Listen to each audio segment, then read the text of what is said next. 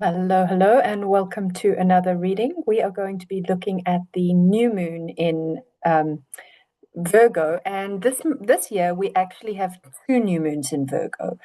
We almost always have one new moon in a sign per year and one full moon in a sign per year. But if you've ever heard of 13 moons, you'll realize that it doesn't quite perfectly time in with the moon sign cycle being 28 to 29 and a half days, and the months mostly being 30 to 31 days. We end up with a little bit of an overlap at the end of a 12-month cycle. So we sometimes have 13 moons. I think it was last year, we had two Capricorn full moons. This year we have two Virgo new moons. So I'm going to share the chart, and I've actually opened up the next chart as well, the next new moon, which is also Virgo, just to show you something in there as well. Because normally, if you're going to have two full or new moons in a sign, the first one will be at the 0 degree point, or they're pretty much 0 to 1, or it will be at the 29th degree, the end. So they're like bookends of that sign. And this is what we have. I think the year before that, so last year I think we had two Capricorn full moons, and the year before that I think we had two Aries new moons. So there's usually, if it's going to happen, it's going to happen like with one archetype. So it's not like I'll get two new moons in my sign this year and you'll also, but you have a different sign. That's not going to happen. So it's a little bit more unusual. Let's share the chart. And okay, hopefully you can see that chart now. So this is the first one, and you can see it's at 0 degrees and 22 minutes of Virgo. And let me just open up the next one. You can see it's at 29 degrees at the end. So you can see here, the first one is at the beginning of the sign, where Venus basically is at this next new moon. And the second one is at the end of a sign. I also, just while we're here, I want to point this out, this big blue triangle. Sorry, this is going to be in every chart for the foreseeable future, because this is a connection between Uranus in the first degrees of Gemini, Pluto in the first degrees of Aquarius, and Saturn, Neptune in the first degrees of Aries. Saturn will move beyond this configuration before the outer planets do. Outer planets are really slow, so we're going to have this trine between our two outer air planets now, which is Pluto and Uranus, both forming sextiles to, at the moment it's Saturn and Neptune, but it will just be Neptune in the foreseeable future. I'm showing it to you in the second Virgo new moon because it's quite clear here in spite of the other aspect patterns. The full moon before this, 2 weeks before this, there is that pattern again. I haven't done a forecast on this one yet. And the new moon that we're forecasting now, there is that pattern. Okay, so you can see the way you saw it now, it's moved around the chart because it's a different archetypal sign on the ascendant. Remember that I do this for where I am in the world. So if you don't live in South Africa, you can go and set it up for your own part of the world, and then you will see what sign is on the horizon at the time of that lunation. In this case, the first new moon in Virgo. But as I say this all the time, if you've been watching me for a while, it's more important to me that you can take this information into your own chart than that you get too concerned about. Sorry, I've got an itch. That you get too concerned about where it is in the sky, for where you live in the world. I feel like it will be more personally impactful for you if you go and look, do I have anything early degrees of Virgo? I'm also going to link below this video this really great, if you haven't already found Pam Gregory, then I'm about to open your eyes to another wonderful, amazing, magical astrologer. As she's more than an astrologer, she's just a real gift to the planet. Anyway, she did a video on the first degrees of, I think it's 0 to 2 degrees of all the signs. I think that's the title. I'll find it and link it in this video, because what I wanted to point out is that at the moment we have something in 0 degrees, in the early degrees of cardinal, fixed, and mutable. So I am sort of finding that these videos are becoming more and more teachy because I feel like the language of astrology is becoming more familiar to so many of us, and many people are kind of wanting to kind of understand a little bit more fully. So if the parts that are a little teachy don't resonate with you, just take them or leave them. Okay, but basically, and I'll take that at Aries. Aries is a cardinal sign. We have 4 cardinal signs. Cardinal signs begin a season, and they are those initiatory, action-taking, idea starting, pioneering kind of signs. And the cardinal signs would be Aries, cardinal fire, Cancer, cardinal water, Libra, cardinal air, Capricorn, cardinal earth. So cardinal signs are square or opposing each other. They don't really agree with the way that each other want to be the leaders and the boss in the situation, but they're all beginning a season. They all very rah-rah get moving with something. The next month, and when I say beginning a season, it's literally when the sun hits 0 degrees of a cardinal sign is officially the beginning of whatever season we're in, right? And that obviously is hemisphere dependent. When we hit a fixed sign, now we're in the middle of a season. This is where I am. I'm not the season before. I'm not the season after. Don't push me. Don't rush me. These are the gritty, fixed, determined, stubborn, fixating archetypes. Okay. Generally, most of us have got some planets and points in all 3 of these. But if you have a stronger propensity for fixed or cardinal or mutable, then this is going to resonate as well. But anyway, so the fixed signs are fixed Earth, Taurus, fixed fire, Leo, fixed water, Scorpio, fixed air, Aquarius. Okay.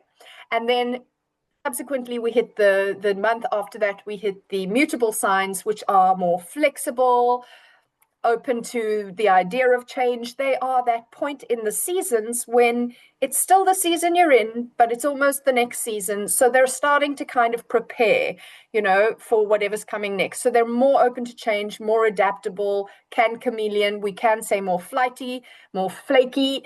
That also applies. And here we also have, so there's 444. They're always in different elements to each other. So they don't have elements in common. They only have mode in common or modality. So for our mutable, we have mutable air, Gemini, mutable earth, Virgo. So this new moon is in a mutable sign. Mutable fire is Sag, and mutable water is Pisces. So the reason that I'm telling you this today is to understand that it doesn't matter where you are strongest. It doesn't matter. I mean, it will impact you, but regardless, if you have any planets or points in the first few degrees of any sign, you're going to feel some kind of pull, some kind of pressure to change, some kind of like something. Okay, not comfortable something, generally speaking. And that is because in our first degrees of the cardinal sign of Aries, we are dealing with Saturn, Neptune. So that's going to affect the first degree of all cardinal signs because it will either be opposite in Libra or squaring to Cancer, Capricorn, if you have something in those early degrees. If you have something in the early degrees of mutable signs, you are going to be impacted by having Uranus in mutable sign, early in the mutable sign. And if you have something in fixed signs, you're going to be early in the fixed signs. First few degrees, you're going to be impacted no matter where. It doesn't matter which fixed sign it is. It could be fixed Earth, which is Taurus.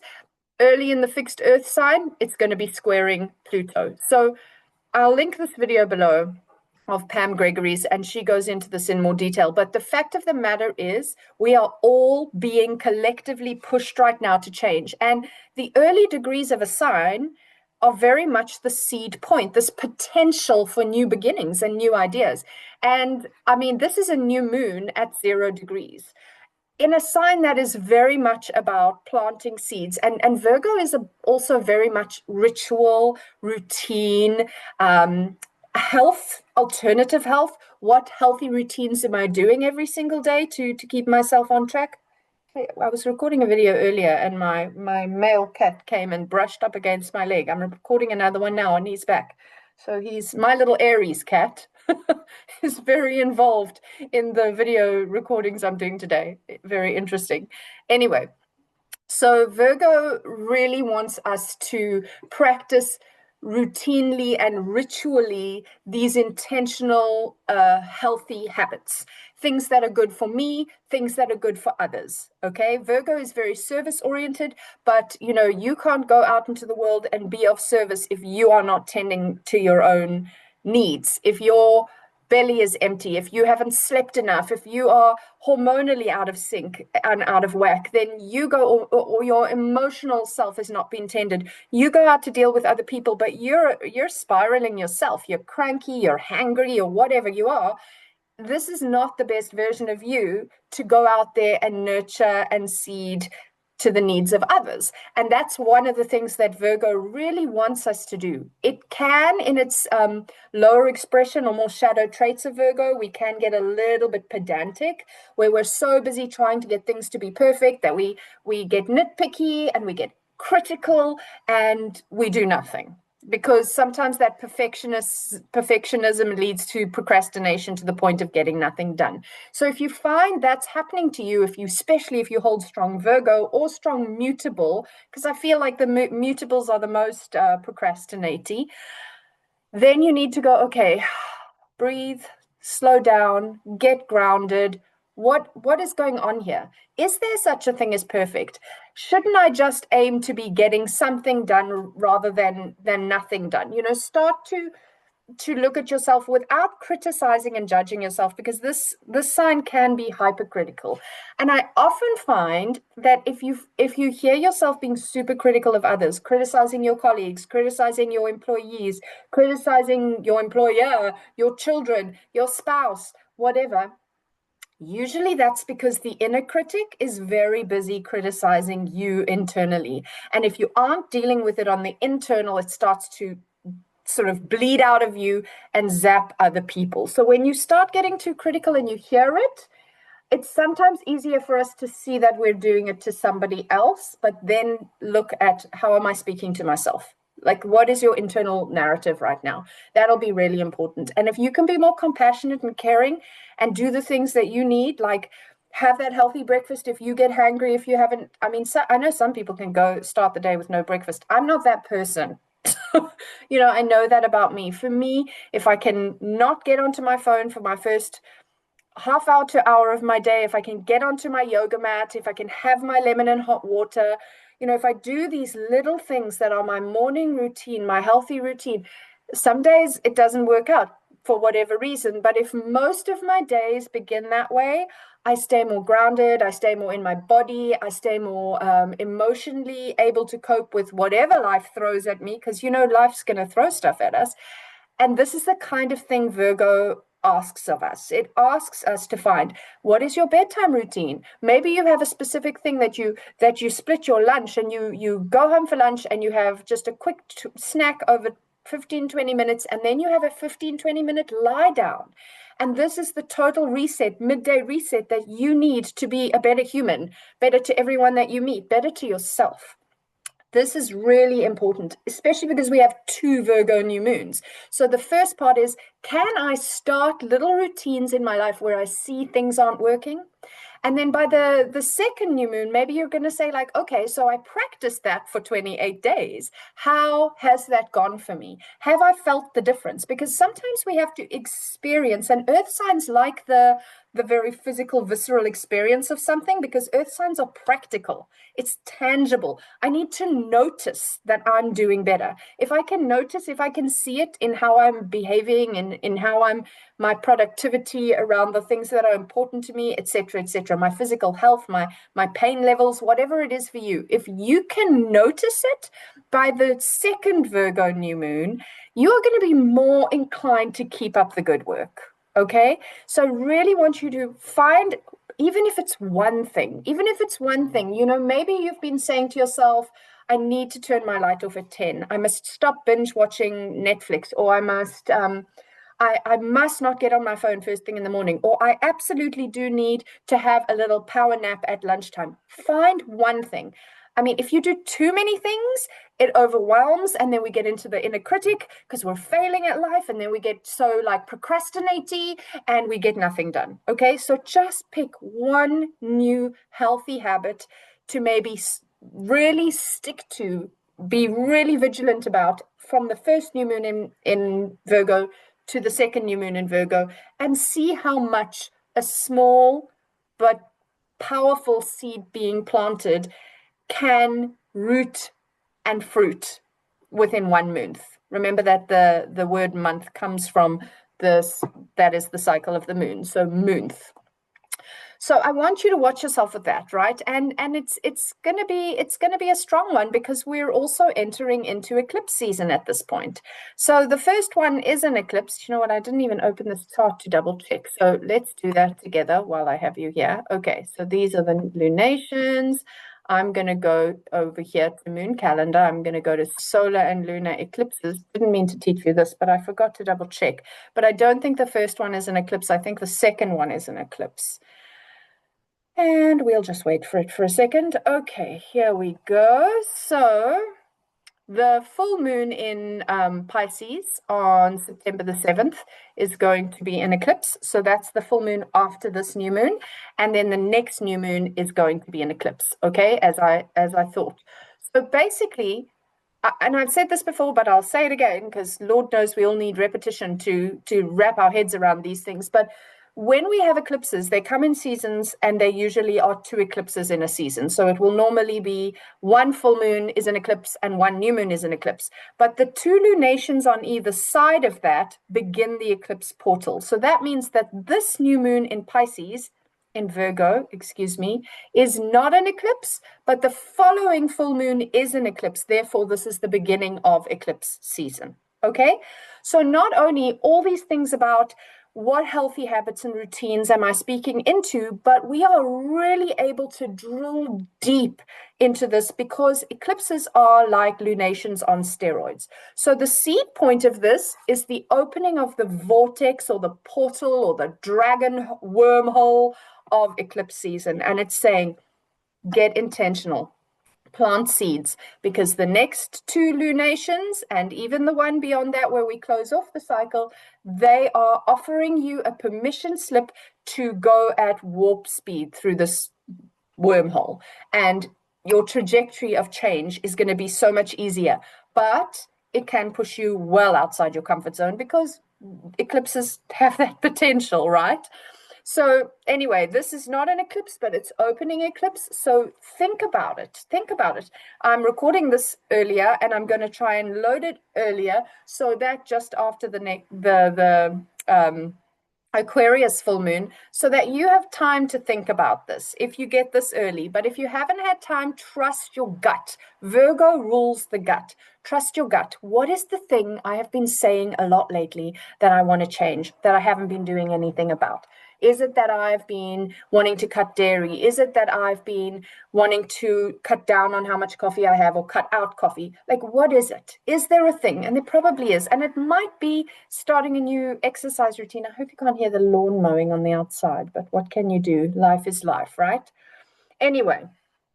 So that's going to be really, really important to just understand the archetype of Virgo, because it's like doubling and tripling down on Virgo energy right now. This is the beginning of Virgo season. The day of this new moon, the sun has just stepped into Virgo and the moon is right there with him. So it's the beginning of Virgo season. We're going to have another new moon in Virgo just at the end of Virgo season. So this is like really highlighting it, and it's an eclipse season. So that's making it even bigger, okay? Plus, this is the first Virgo new moon that we're having, or Virgo lunation that we're having, with Uranus squaring it in the early degrees of Gemini here.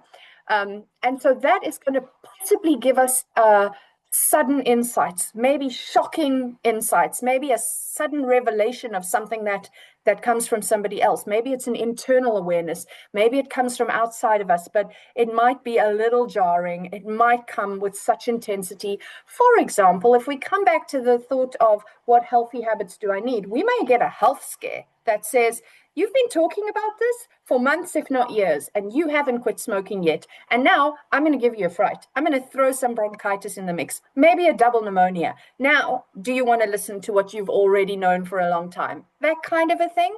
So, I mean, it doesn't have to be that.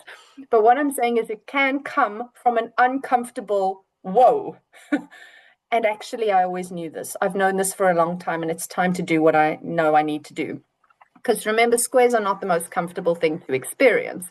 And then, of course, because of this triangle with the trine, sextile, sextile vibe that we've got going with these outer planets that I spoke into in the beginning of this video, they are supporting each other right now. So these outer planets, and this is going to come up again and again and again for the next few years, they are really trying to help us to change. It's this shift into new earth. We're all part of it. We can't get away from it.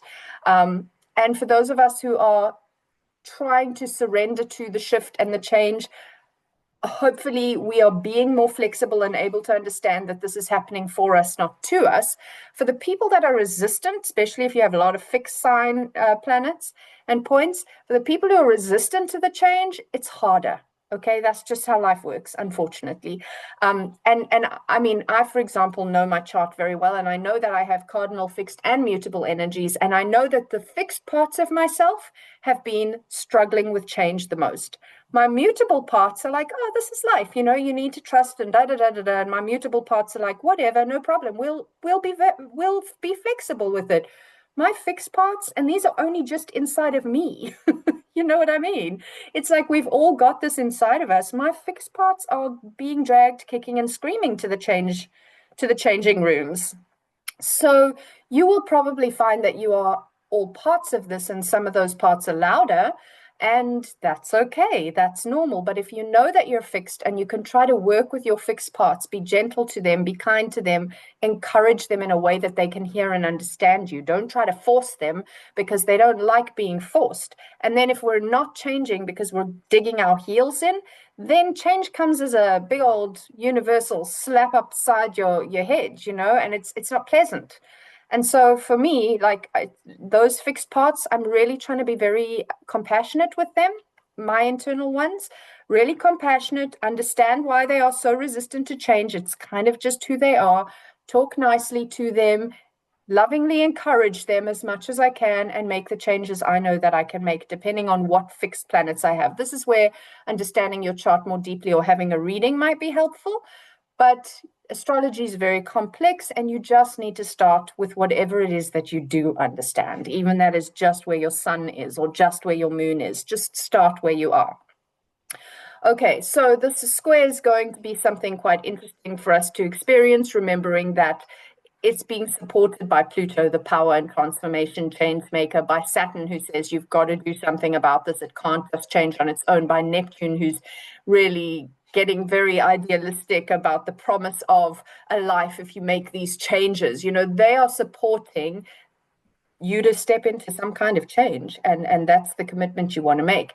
At the same time, Libra is Mars is in Libra, which is not his happy place, and he is struggling to make a decision. He is in Venus's sign. He's less decisive, and he's kind of weighing up so many different options, which Mars is not a fan of. Mars wants to just go, just do, just get it done. And in Libra, he's like, oh, maybe I have to check my spelling. Maybe I have to swing this by my supervisor and let him go over it before I do, or maybe I need to see if my wife is on board with this idea. And he can't operate in the way that he wants to, which means we might be a little extra dithery or judgy about things that we are not acting on as fast as we'd like to. That's also kind of par for the course right now. Mercury at this point is out of retrograde, but is he still in his shadow? Yes, he is. He's still in his shadow for another few days because he's stationed retrograde at 15 degrees, and at this point he's at 12 degrees. So he's still in his post shade. So we are still kind of a bit extra reflective, and Mars is being a little bit held back in that is maybe a good thing, because it is pushing us right now for us to make these big changes that are being demanded of all of us as a collective, and each of us individually in our own separate situations.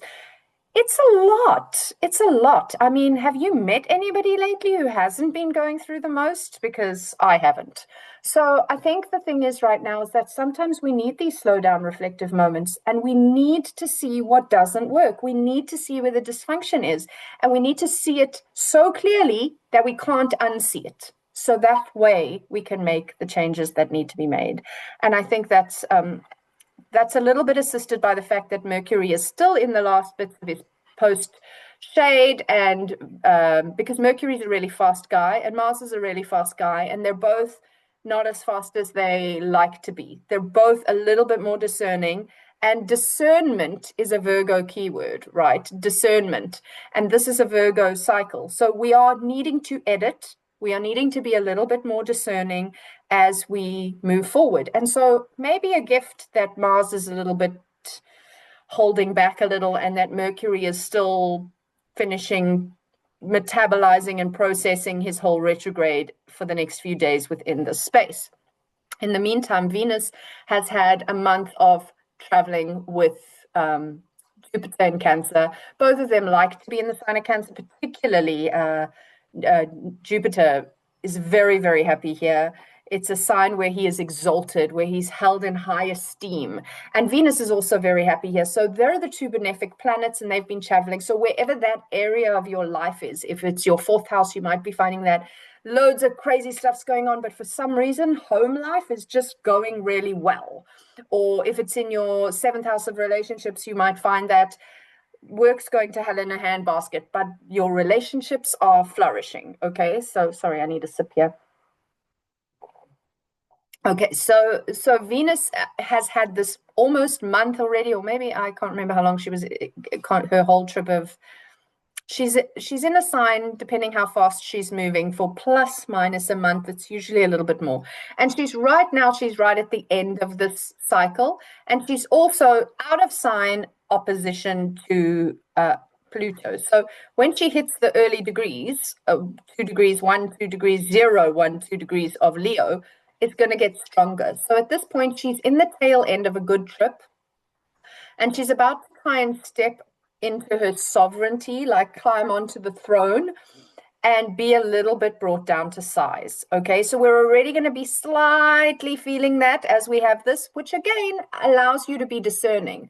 Like maybe she's been on holiday in Kansas space, and she bought this whole new wardrobe, and she had a spa time, and she's just so relaxed, and she thinks she's amazing because she's done all the self-care and she's great, and she gets back to work, let's call Leo work, and she sits on the throne and she's looking fabulous and she's feeling fabulous, and she forgets to take into account that not everybody had the resources to go on a really lovely holiday and buy new clothes and feel good, and that maybe her, let's say she's the boss in the company, maybe her employees are feeling a little bit jealous or tired or whatever, and she is a bit oblivious to their stuff as she steps in, and it's almost like a sharp pullback from her wonderful holiday where Pluto goes, the writing's on the wall, your employees are not feeling the same way as you are. There is derision here, and you need to do something about it. You need to snap back into reality,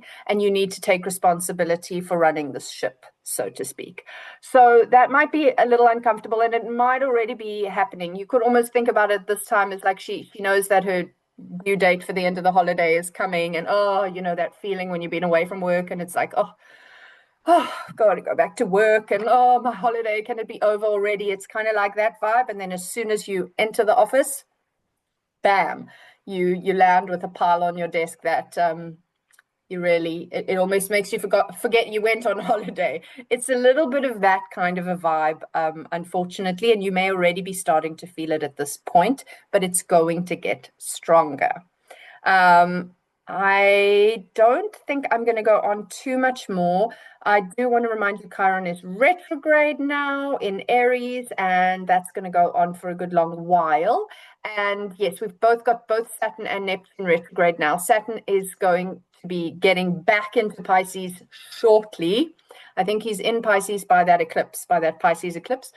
And he is Neptune is a little bit behind that because he moves slower, but he's also going to be coming back into Pisces.